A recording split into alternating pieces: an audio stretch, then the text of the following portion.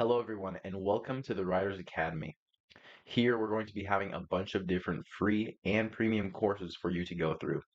We'll be covering world building, finding your story, different punctuation points, how to use emotions in writing, and then in the premium courses, we'll be covering everything from novella, short story, poetry writing, to book publishing and letter writing.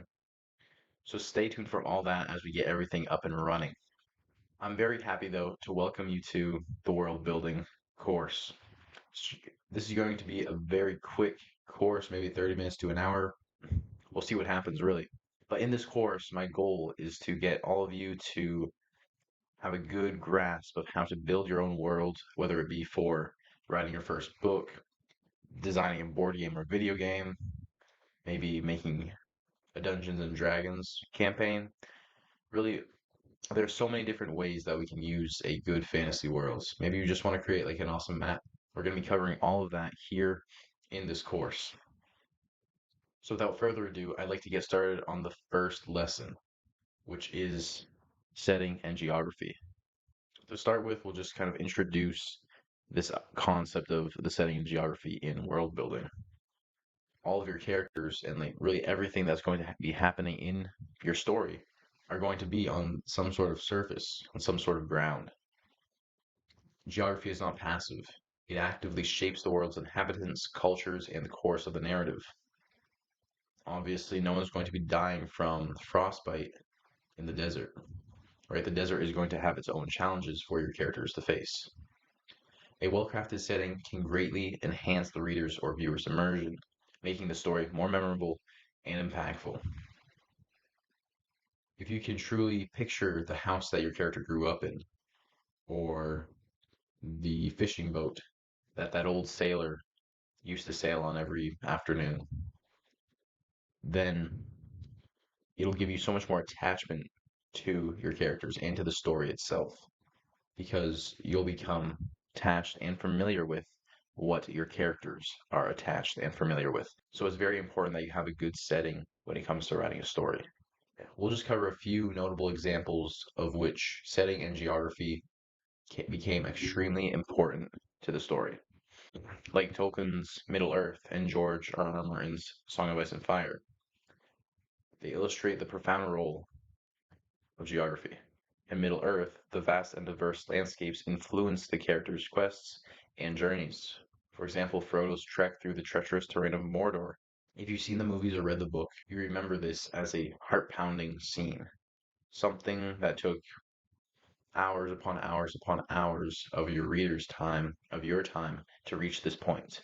It took months for Frodo to get there. So this environment that is challenging them is going to have some emotional impact to you. And then, say, in A Song of Ice and Fire, the unforgiving climates across Westeros reflect the intricate political complexities and power struggles. We'll probably get into this later, but settings and geography can also have like metaphorical and philosophical undertones. There can be reasons why the North is always cold, even if, there's not really any scientific reason. It could be because everyone up there is cold-hearted, right? I'm not really speaking specifically for Ice and Fire. I'm just saying that these different locations in your story could have characteristics that reflect what actually happens in that setting. Now, this is also very important. You have to treat geography as a character. It can have a unique personality and influence. Just like character development, the environment plays an active role in driving the plot forward. For instance, Into the Wild portrays the Alaskan wilderness as a formidable and uncompromising character influencing the protagonist's journey. Many of us think of, settings and geography as like stagnant, right? It's just kind of this unmovable obstacle that your characters just simply have to go through. But really, say when you're running through the woods and wolves start chasing you, I'd say that that is the setting itself attacking you, right? It's the personality and characteristics of the forest. The forest has wolves, right? The wolves will hunt, humans maybe. So because of this, if you go into the forest, you're going to be hunted by wolves. It gives more dynamics to the setting itself. The geography and the setting should never be stagnant. It should be treated as a character with some sort of emotion. Perhaps the forest didn't like you trespassing on its sacred ground, so then they sent the wolves after you. It's interesting to think about. Now, I want to cover a bit about the influence of geography on your world and culture. It's not just about the physical landscape, it has a profound impact on the world's societies and cultures. Now, these are going to be real world examples, but of course, use them in your writing. Natural barriers such as the Himalayan mountains have historically isolated Tibet, shaping its unique culture. Right? That's like where the shaman and or shaman and the Yetis roam. It has a very different culture than the rest of China. Of course, it's controversial if Tibet is even part of China. But really, it's just completely different than the surrounding areas because it's cut off from really all the other civilizations by the Himalayan mountains. So the people there are probably going to be more self-reliant. It's a cold place because of the Himalayan mountains, so they'll probably dress warm. All these different geographic factors are actually factoring into how the society lives. And like the Nile, right, rivers have nurtured advanced civilizations, making them centers of culture, agriculture, and trade. It's going to be much easier to have a city around a river than a city out in the desert. Even though your city or your world is going to be fantasy, it still has to make sense to the reader as to why it's there. That's the only real way to make sure that it's realistic and living to your reader if your world makes sense. It can make sense outside of what makes sense in our world, as long as it makes sense in your world. So unless your people don't need water to drink, it wouldn't make sense to put a city in the desert instead of a city by a river.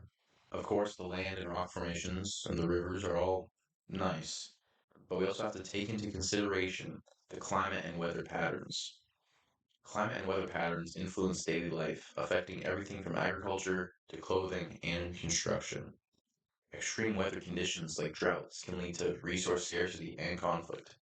The changing seasons, such as the long winters in Game of Thrones, have far reaching consequences, affecting cultures, politics, and survival.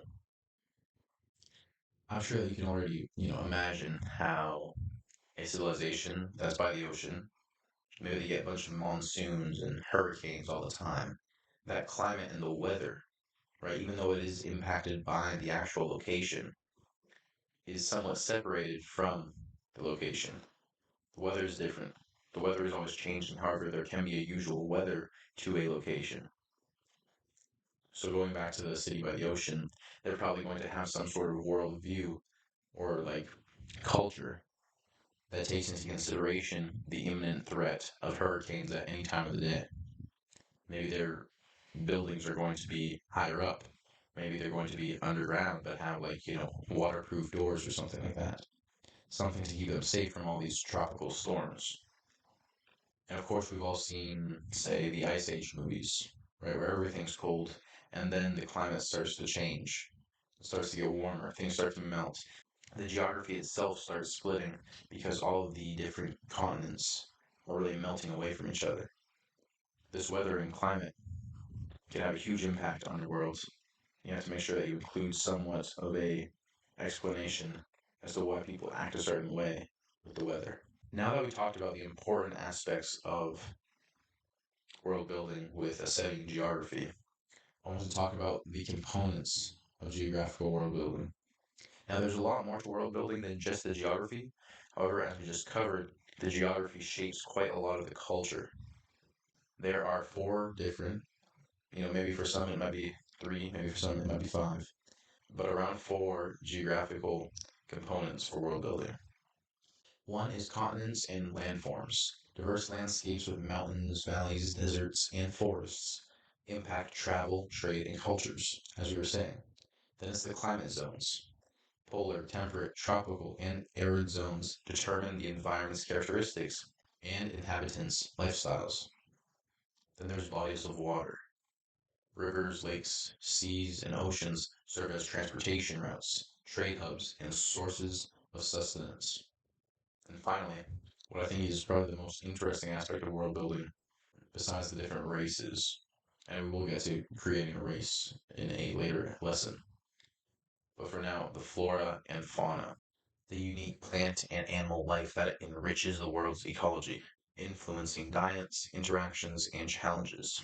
Obviously, for some reason, say if all the land animals are extremely dangerous, right? That's a kind of fauna.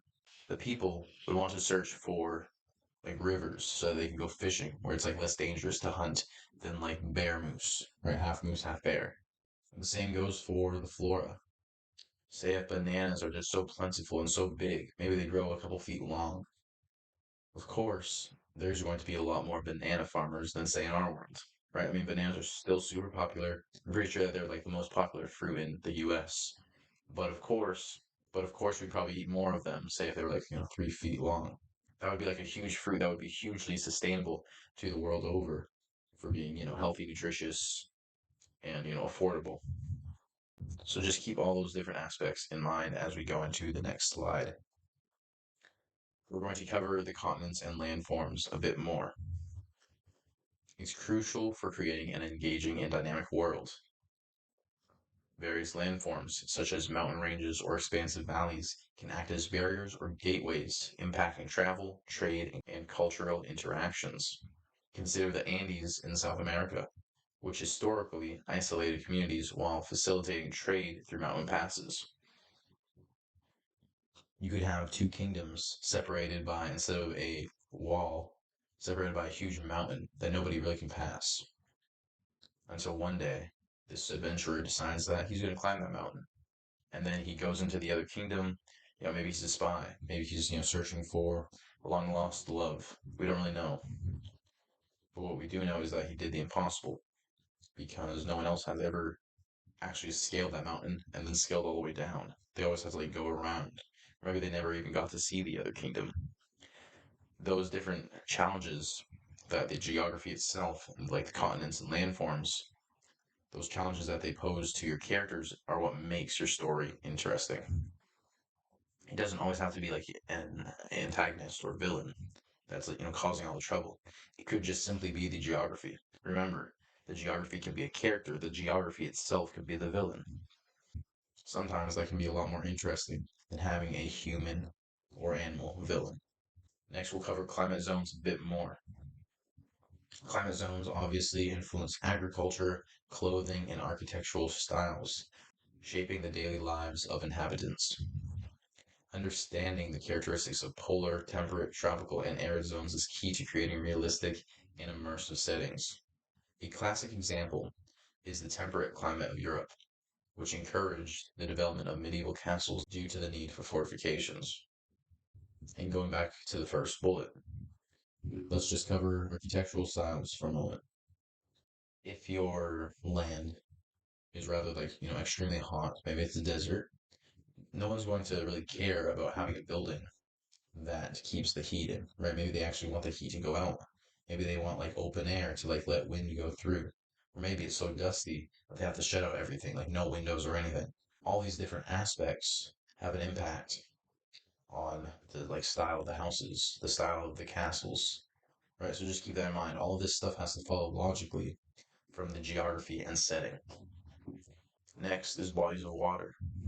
Water, of course, plays a vital role in world building, serving as transportation networks, trade routes, and sources of sustenance. The Nile River in ancient Egypt exemplifies the impact of rivers on the growth of advanced civilizations. If Egypt did not have the Nile River, they would have just been a speck on the map. Maybe not even that. It'd all probably be in Greece or Libya or Carthage at the time of ancient Egypt because there would be no way to supply their crops with that vital life force of water, and really the civilization would just wither away within a few years. So it's very important to think about how water bodies can influence the development, trade, and travel of your fictional world. And also, you might see me talking a lot about like, fantasy worlds or sci-fi worlds, but really, this is also all extremely important, say if you're writing a historical fiction, right? You have to have a good understanding of why these like geographic locations are important, how they will impact your story.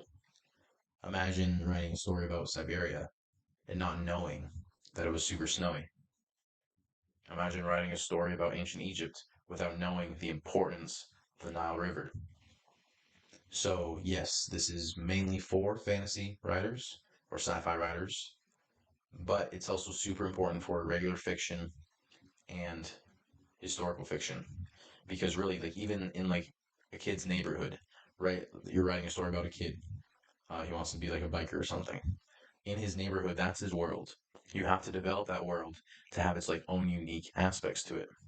That's how we can truly gain an attachment with the character because we have an attachment with their world. And last but not least, flora and fauna. Designing unique plant and animal life enriches your world's ecology and adds depth to your story.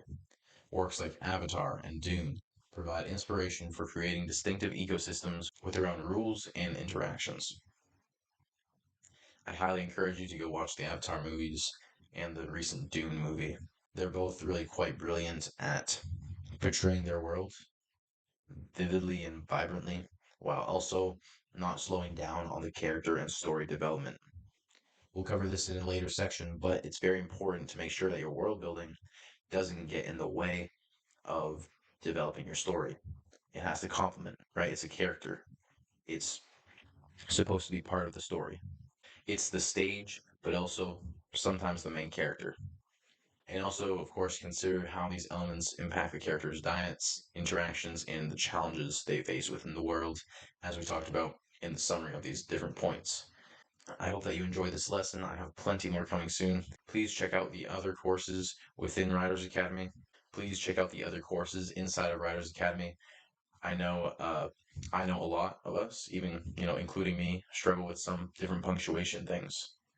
So going to check out Coach Ben's punctuation courses. And also, if you're feeling rather inspired, it might be good to check out Coach Spencer's What's Your Story course. There you'll be able to pinpoint different moments in your life and try to draw an actual character arc and see how far you have truly came and how you can use those experiences and those memories to influence your writing in creating the best and most realistic characters ever. Thank you for watching, and I'll see you in the next one.